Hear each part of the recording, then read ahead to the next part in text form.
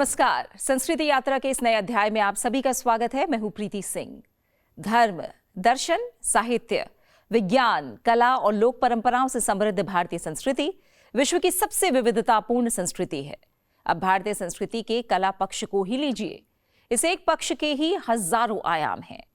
कला एक विशाल वृक्ष के समान है जिसकी अनगिनत शाखाएं हैं। उन शाखाओं की कई उपशाखाएं हैं और उपशाखाओं के भी कई आयाम हैं। भारतीय कलाओं पर अनगिनत ग्रंथ लिखे जा चुके हैं, लिखे जा रहे हैं और लिखे जाते रहेंगे।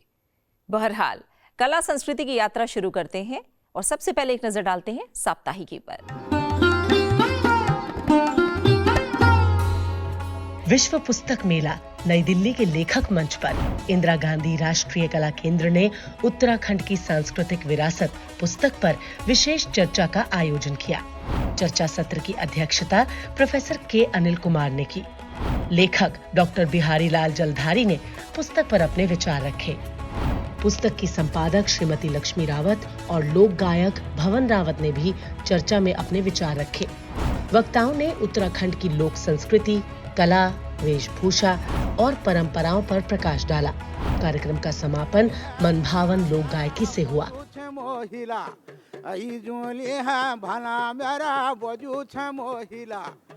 तुम्हारी काखी में मैं सयानी भयूं।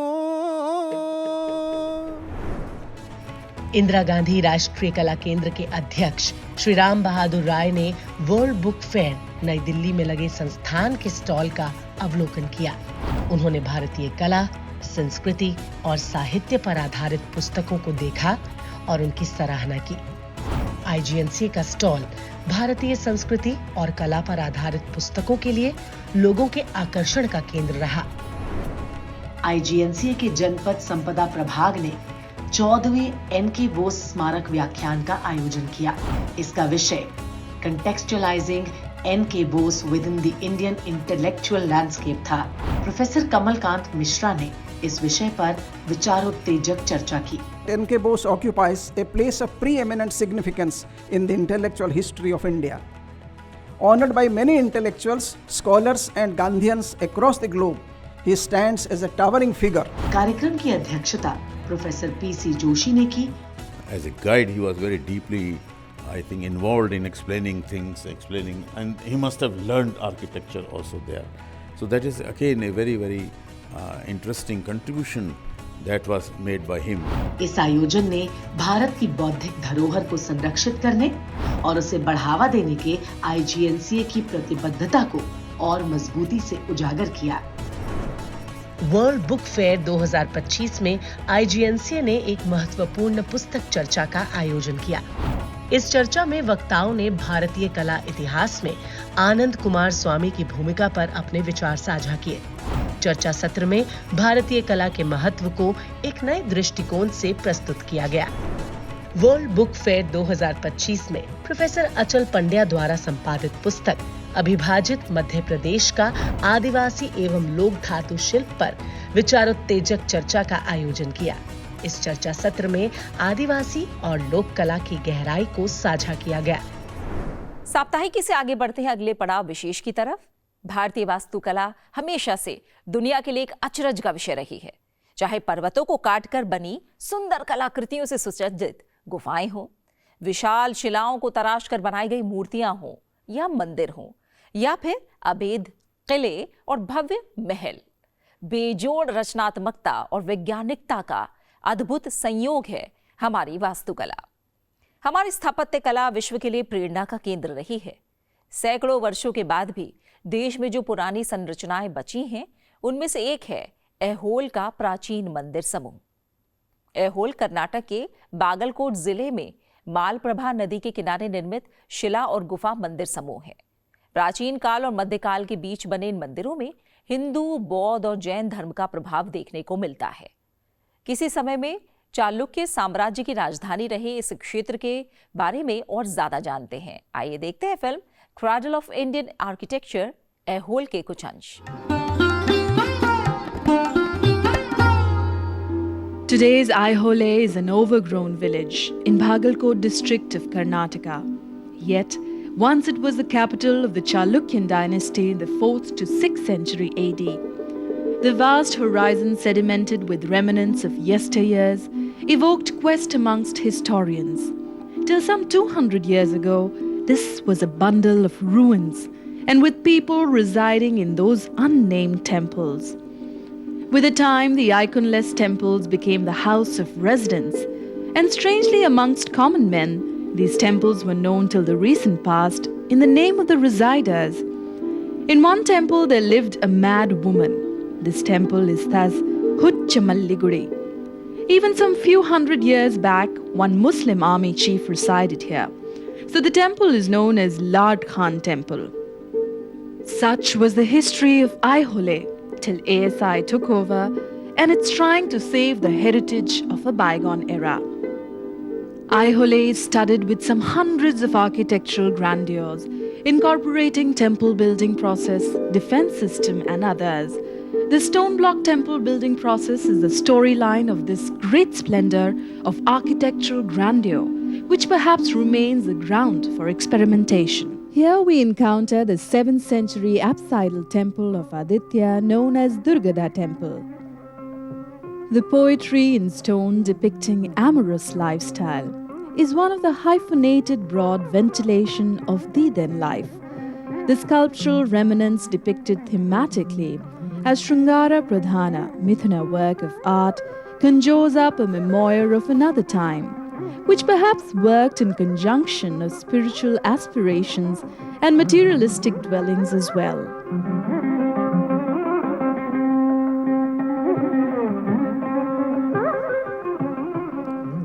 As we probe further, we find scores of Hindu pantheon, like the 8-handed Harihara flanked with 2 celestial figures atop and below.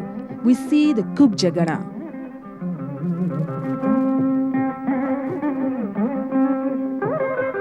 Perfect sculptural depiction of Mahishasura Mardini positates the Rudra Bhav.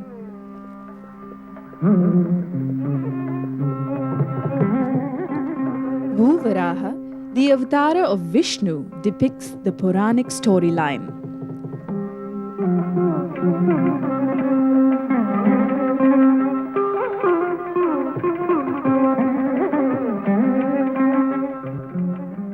A little further above the door jamb or toran, we find the Surya icon.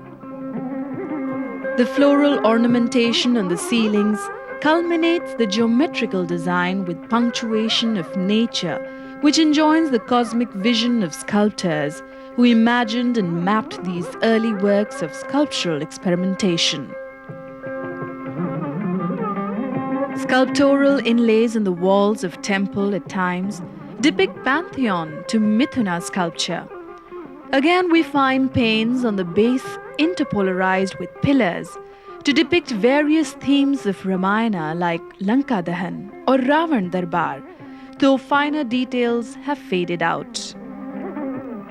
Conserving our heritage is a constant process, and today, the Archaeological Survey of India is culturing it. In front of the Uchamalligudi, ASI has done excavation, and from ruins some icons, and even a dried up pond was dug out, which shows the aquatic sculptural heritage of Aihole. Now we climb up to a Shivalaya, which outwardly showcases stone blocks, and on the inner we find ornate Jalandhara.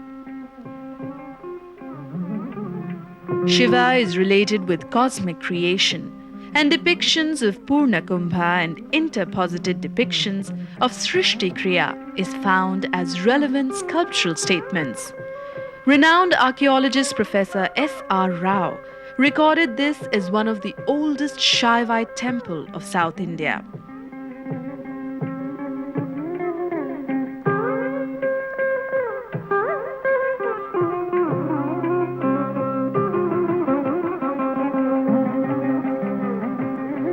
Rudra Rupa Kartikeya,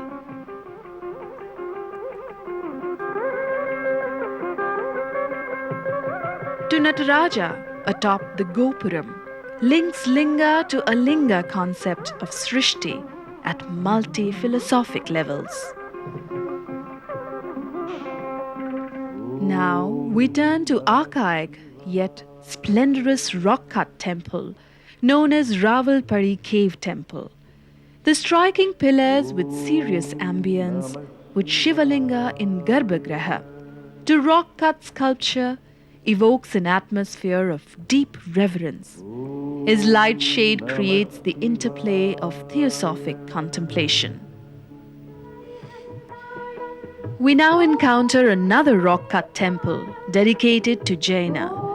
Structurally speaking, this has characteristics of a Hindu temple, as it has the Garbhagriha, Sabha Mantapa and veranda.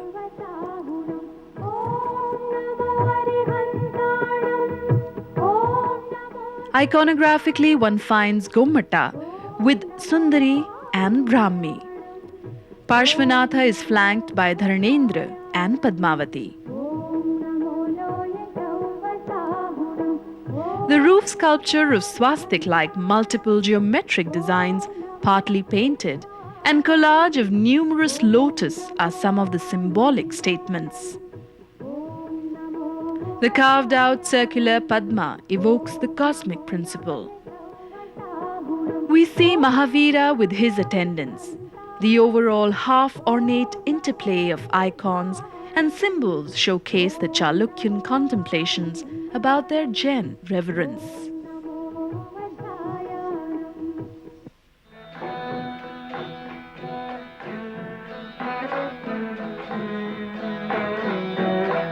Now we climb up to the Meguti hills to scale the nirvana of creation.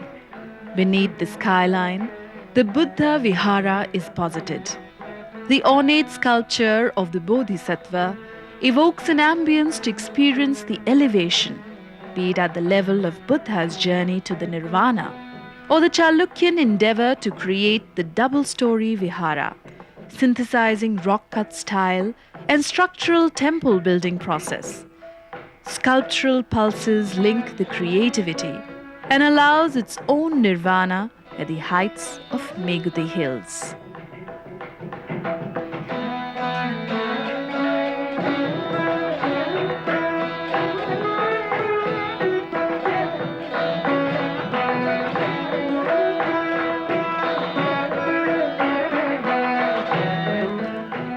The sky is void, a space for moksha.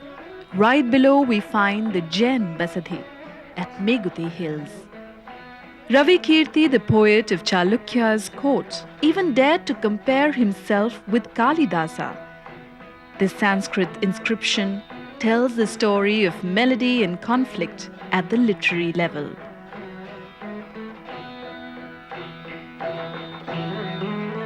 The inornate temple with Tirthankara as icon shows the path of renunciation.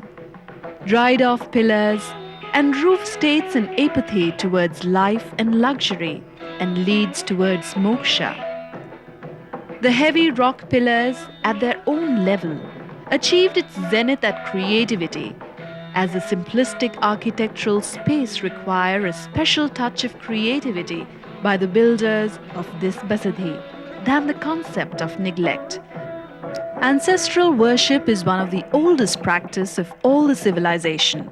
Within the barren hilltops, we found megalithic tomb structures to show how, since ages, Aihole remains a playground for worshipping the creations and creative phenomenon, and Aihole bridged this world with the other.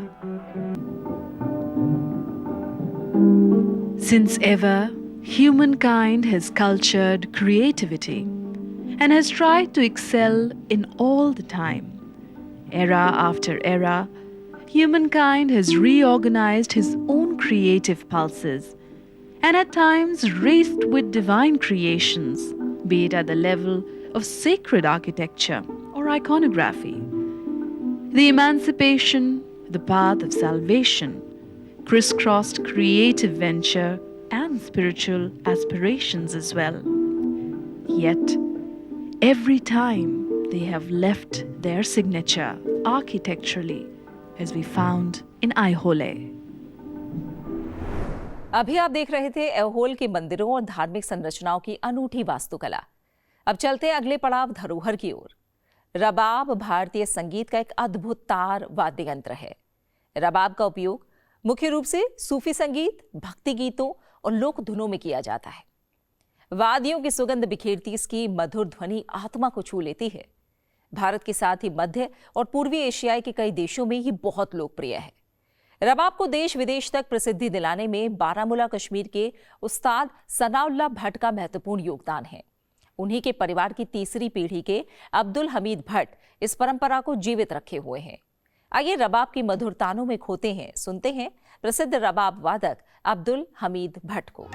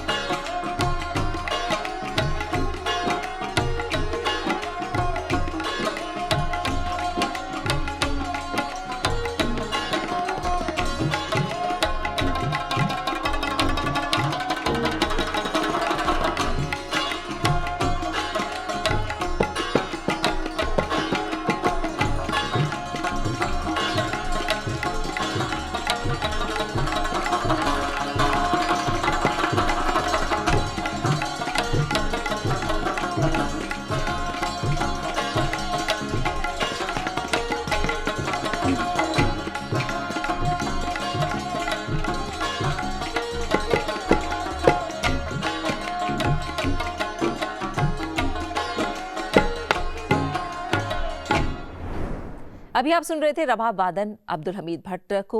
और आइए अब आगे बढ़ते हैं अगले पड़ाव माटी सुगंध की ओर। भारत की ग्रामीण धरोहर के संरक्षण के लिए संस्कृति मंत्रालय एक अहम परियोजना चला रहा है, मेरा गांव मेरी धरोहर। इसी प्रयास की एक झलक दिखाने के लिए आज आपको हम लेकर चल रहे हैं हरियाणा के हिसार जिले के गांव स्याडवा। खेती और पशुपालन यहाँ के लोगों का मुख्य व्यवसाय है। स्ट्रॉबेरी का उत्पादन इस गांव की विशेषता है। स्याडवा बड़े पैमाने पर स्ट्रॉबेरी उत्पादन के लिए पूरे देश में मशहूर है। तो संस्कृति यात्रा के पड़ाव माटी सुगंध में चलते हैं स्याडवा गांव की ओर।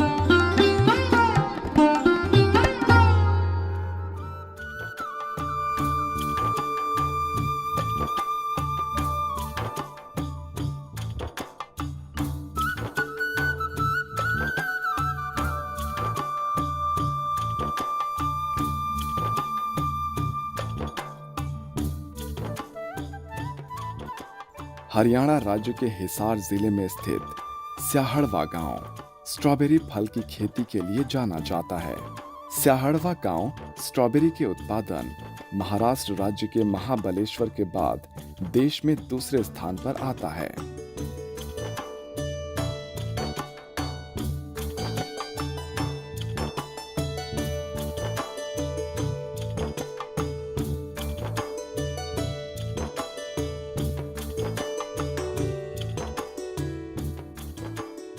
स्याहड़वा गांव की कुल जनसंख्या 4804 है।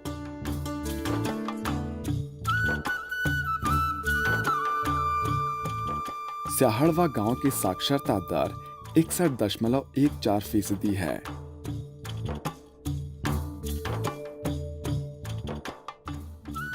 स्याहड़वा गांव में पहले प्राइमरी विद्यालय की स्थापना लगभग 60 साल पहले हुई थी। गांव में खेल कूद में उभर रही प्रतिभाओं को निखारने के लिए एक स्टेडियम भी मौजूद है।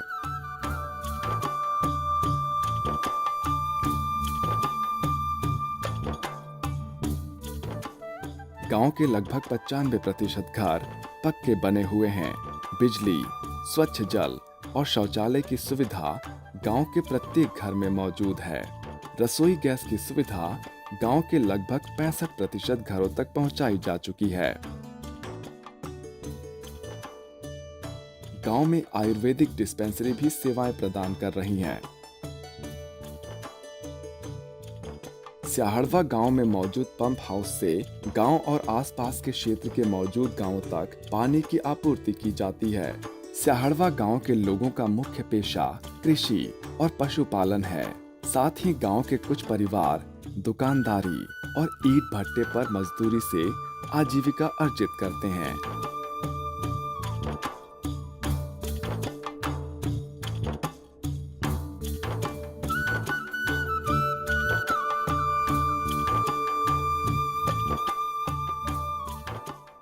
स्ट्रॉबेरी की खेती में स्याहड़वा गांव देश में एक उम्दा मुकाम हासिल कर रहा है।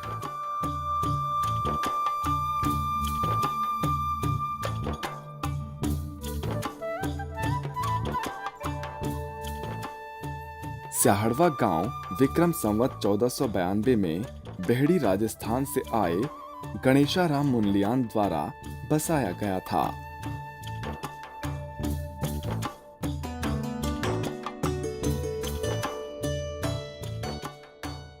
गांव में स्थित श्याम बाबा मंदिर और शिव मंदिर यहाँ के प्रमुख धार्मिक स्थल हैं।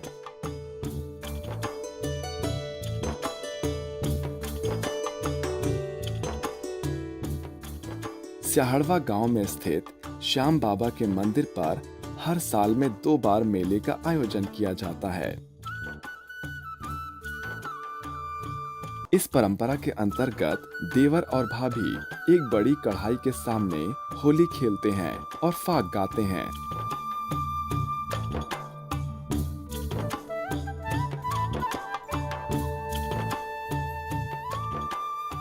स्याहड़वा गांव आधुनिकता और संस्कृति के समन्वय के साथ आगे बढ़ रहा है। तो ये थी आज की हमारी संस्कृति यात्रा। आशा है आपको पसंद आई होगी। इस कार्यक्रम को लेकर आपके सुझाव हमारे लिए बेहद महत्वपूर्ण हैं, इसलिए अपने सुझाव हमें जरूर भेजें। हमारा ईमेल आईडी है sanskriti.ignca@gmail.com। आपसे फिर होगी मुलाकात संसद टीवी पर अगले हफ्ते आज ही के दिन इसी समय संस्कृति यात्रा के अगले एपिसोड में। तब तक के लिए नमस्कार।